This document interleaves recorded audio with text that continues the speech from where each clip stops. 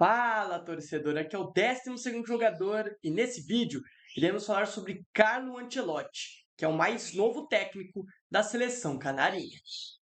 Torcedor! Após alguns meses sem treinador, a seleção brasileira enfim anuncia o seu novo técnico. Claro, após 2 recusas, Ancelotti é o novo treinador da seleção brasileira. Após essa novela gigantesca, dessa busca, dessa luta do Edinaldo Rodrigues para trazer o italiano, enfim, ele chegou. Na manhã dessa segunda-feira, a CBF anunciou, por meio de um comunicado do Edinaldo Rodrigues, que Carlo Ancelotti é o mais novo treinador da seleção brasileira.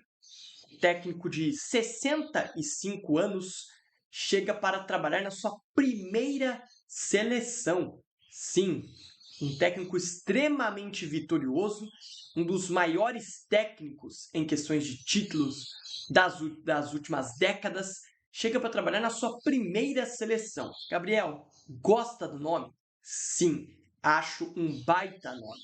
Dos técnicos que estavam cotados, acho o melhor deles.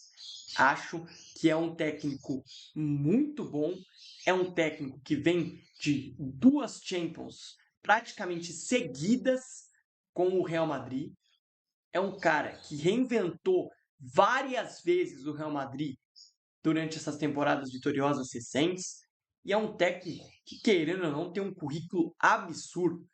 O Ancelotti, em todos os times que passou, conseguiu fazer bons trabalhos, fazer times competitivos e brigar por títulos, e não só brigar, como conquistar títulos. O Ancelotti é um técnico extremamente vitorioso. É o técnico com mais Champions Leagues no currículo. São 5. 2 pelo Milan e 3 pelo Real Madrid. E como eu disse, dessas 3 do Real, 2 recentemente, que a gente viu agora, em 22 contra o Liverpool e na última, antes dessa atual, contra o Borussia Dortmund. E a gente precisa ser dito, como eu disse, em vários momentos se reinventou. Valverde lateral, puxando o Tchouaméni para a zaga, tendo que improvisar jogadores em posições porque o Real Madrid perdia jogadores por lesão. E mesmo assim o Real Madrid competiu e brigou por títulos. A gente fala, essa temporada atual do Real Madrid foi abaixo, foi, mas o Real Madrid, querendo ou não, estava brigando por títulos ainda.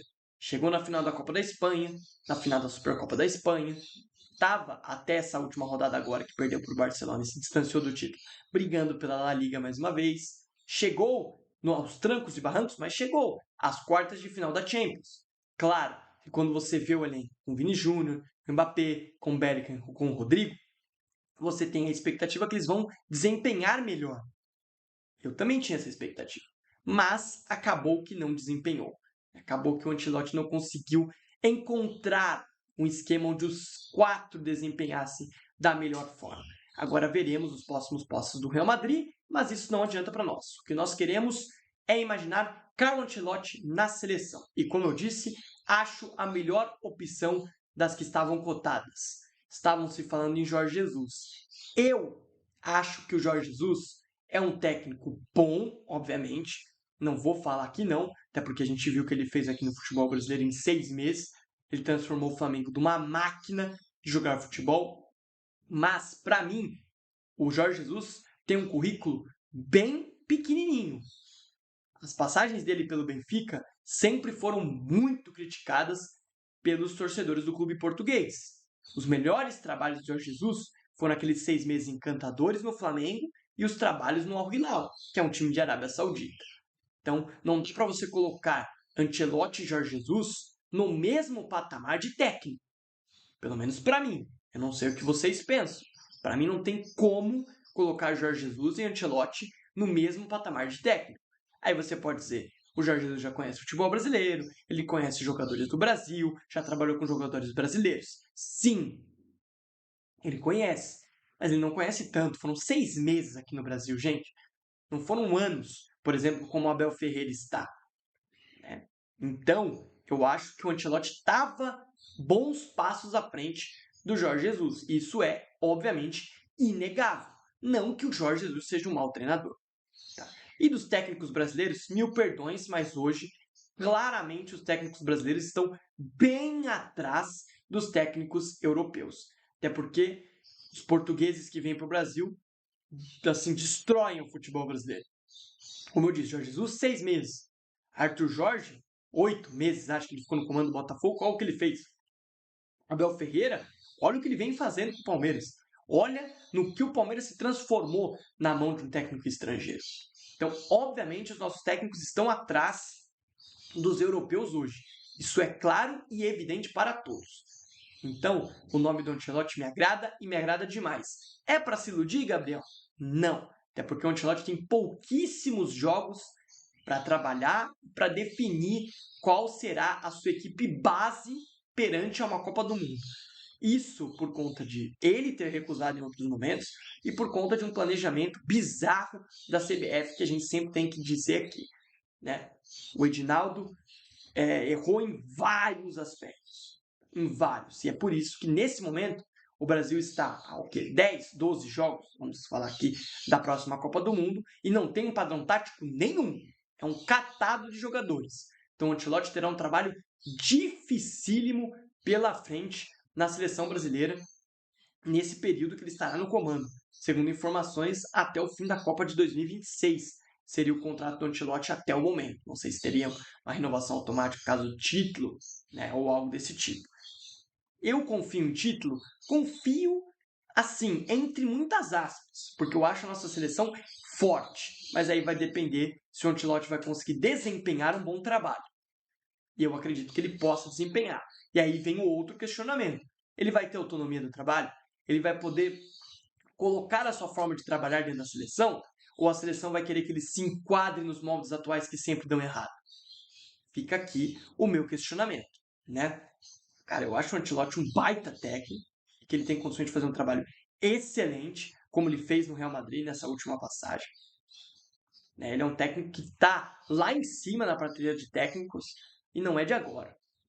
Que está há muito tempo nesse lá em cima na prateleira de técnicos. Né? Para mim, ele só está ali atrás de Guardiola, de Klopp e acho que só, né, desses recentes aí.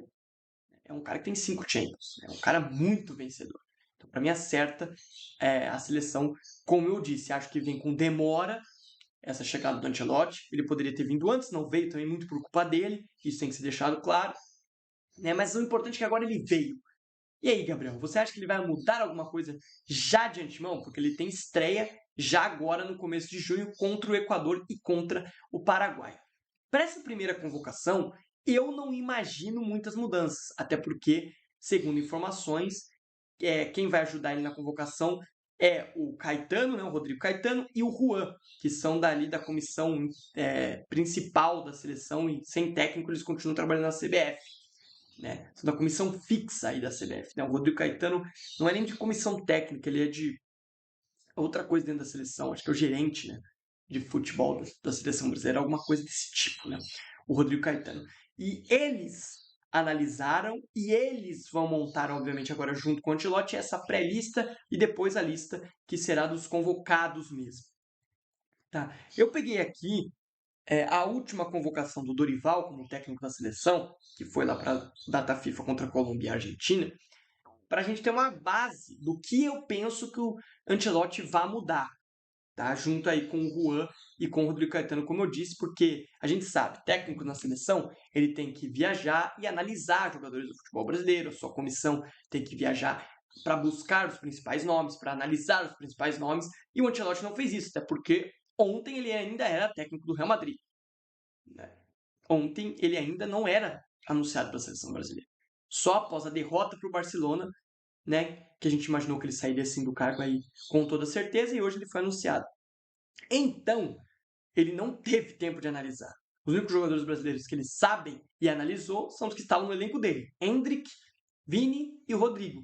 Eu acho que são os únicos brasileiros que estão no Real hoje, né? Se eu não me engano. Se eu estou esquecendo de alguém, peço perdão. Mas eu acho que só esses 3 são os que ele analisou. E eu creio que os 3 estarão na convocação. Apesar do Endrick, ele tem ali, não, ele teve alguns problemas com o Ancelotti, início de Real Madrid aí o Endrick. Não sei se será convocado, mas creio eu que o Ancelotti não vai querer deixar nenhum dos três de fora por conta de já ter trabalhado com eles, de poder passar a ideia deles com a ajuda dos três para o restante do elenco. Então eu acho que ele não deixaria os três de fora. Mas vamos passar aqui pela última convocação. Alisson, Bento e Ederson no gol. Acho que o Bento é o único que não deve ir. O Bento aqui fica um ponto de possível troca. Não sei se vai acontecer. Na zaga, Léo Ortiz, Magalhães, Marquinhos e Murilo. Acho que Léo Ortiz, Marquinhos e Murilo devem continuar sendo convocados. Aí a quarta opção, o Magalhães não dá, porque está machucado, e o Danilo do Flamengo eu não convocaria. Talvez seja convocado, né, para ser esse ponto ainda de capitão e tudo mais da seleção, mas eu acho que o ciclo e o tempo do Danilo na seleção não dá mais, tá? Nas laterais, Wanderson e Wesley na direita. Acho que o Wesley do Flamengo deve ser convocado. Tá? O Wanderson, eu ainda tenho minhas dúvidas. Na esquerda, o Dorival da última vez só convocou o Arana. O Arana não vem no bom momento. Então, a lateral esquerda é uma lacuna que vai ter que ter análise e o Ancelotti vai ter que ver o que ele acha melhor. Né? Assim, na cara e coragem mesmo, porque ele não analisou ninguém, como eu disse. Então, ele vai ter que acreditar aí no Rodrigo Caetano e no Juan nas opções da lateral esquerda. Acho que o Arana deve continuar sendo convocado, apesar do mau momento. Porque a gente não tem tanta opção assim também. Meio-campistas, André do Wolves. Pode ser que seja alterado, não tenho tanta certeza. Bruno Guimarães deve continuar, a temporada que ele faz na Europa é muito boa, apesar de não jogar nada na seleção. Gerson do Flamengo deve continuar, foi um dos principais jogadores na era Dorival dentro da seleção. Joelinton, para mim, seria o mais ponto de mudança, acho que não tem nível para atuar na seleção brasileira. Eu traria o Casemiro para essa vaga, para ser o capitão, para ser o cara experiente e que vive um bom momento. Tá? O Casemiro, dos momentos dele no Manchester United, esse talvez seja o melhor do Casemiro. Os 2 jogos de semifinal da Europa League que ele fez foram, assim, estratosféricos. E mostra que o Casemiro ainda tem condições e lenha para queimar dentro da seleção brasileira. Neymar, acho que não vai ter condições de jogar. Provavelmente o Ancelotti vai ter que pensar num outro nome aqui. E o Matheus Cunha deve persistir na convocação, até porque ele faz uma baita temporada lá pelo Wolverhampton. Não gosto do jogador Matheus Cunha, mas é inegável que a temporada dele no Wolverhampton é muito boa. Atacantes, Estevão, ele deve continuar com o Estevão. Acho que o Rodrigo Caetano e o Juan vão ali dizer para ele continuar com o Estevão. João Pedro do Brighton, acho que é um ponto de mudança. Rodrigo, obviamente, vai estar. Rafinha, obviamente, vai estar, porque o Ancelotti teve o Rafinha como um dos seus carrascos nessa atual temporada, jogando, obviamente, pelo seu rival lá no Real Madrid, o Barcelona. Savinho, para mim, deve continuar, porque dentro da temporada ruim do City, o Savinho foi um dos destaques, então eu continuaria com o Savinho, e ainda é muito jovem.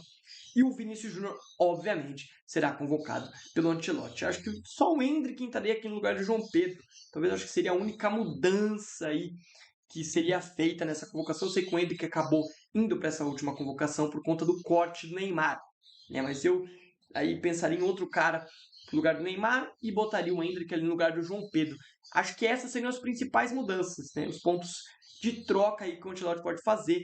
Claro que já é pensando que a convocação vai ser mais feita pelo Rodrigo Caetano do que mais pelo Rodrigo Caetano e o Juan do que propriamente dito pelo Ancelotti. Até porque, como eu disse, ele não analisou, teve tempo para ver os jogadores, mas para fazer a sua própria convocação. Ele vai precisar de bastante ajuda. Né? E querendo ou não, ele vai entrar na seleção brasileira com o carro andando. Ele vai ter que botar pneu, ele vai ter que botar placa, ele vai ter que fazer uma loucura, mas o carro está andando. Né? O carro, nem que esteja de guincho, ele está andando. Andando mal, como eu disse, de guincho, sem roda, estava tudo lascado, pneu furado, estava horrível. Então o Ancelotti vai ter que botar esse carro, né, ou melhor, esse trem nos trilhos. Tem condições para isso? Obviamente que tem. Como eu disse, é um dos maiores técnicos das últimas décadas. Técnico multicampeão, que tem como característica um bom relacionamento com o técnico, com jogadores brasileiros, tá? Então, eu acho que o Ancelotti pode sim fazer um excelente trabalho na seleção e eu tenho que ele pode ser o ponto de mudança do Vinícius Júnior dentro da seleção brasileira, porque para quem não se lembra, antes da chegada do Ancelotti, o Vinícius Júnior era escanteado, o Vinícius Júnior em vários momentos não jogava, o Vinícius Júnior em vários momentos foi vaiado dentro do Bernabéu. Depois que o Ancelotti chega, o Vinícius Júnior se transforma no que ele é hoje no Real Madrid. Um jogador que já ganhou o prêmio de melhor do mundo, um jogador que ganhou a 7, a camisa mais pesada do Real Madrid para vestir, e é um cara que foi vaiado em alguns momentos nessa temporada dentro do Bernabéu por conta de que ele não entregou o que a torcida sabe que ele pode entregar, e não vaiado porque ele é ruim, tá? Então, porque ele criou o Vinícius Júnior, ele moldou esse Vinícius Júnior melhor do mundo. E eu acho que o Ancelotti tem totais condições de extrair do Vinícius Júnior tudo o que ele extraiu no Real Madrid. Tá? Então, gosto bastante do nome do Ancelotti, como eu já disse anteriormente aqui nesse vídeo. E para você, torcedor, o Ancelotti tem condições de fazer um bom trabalho?